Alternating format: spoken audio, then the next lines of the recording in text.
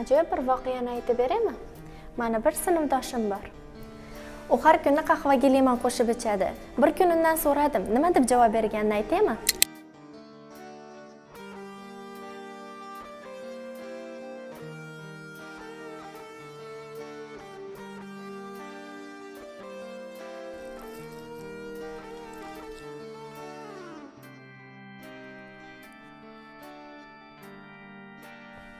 Nimaga har kuni qahvaga limon qo'shib ichasan?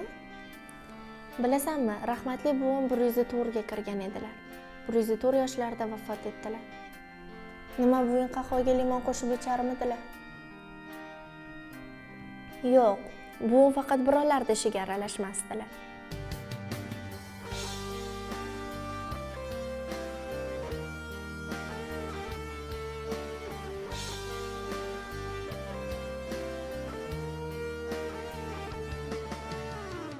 Men bu javobdan o'zimga xulosa chiqardim. Sizchi? Shu videoni birovlarning ishiga aralashadigan do'stingizga jo'natib qo'ying.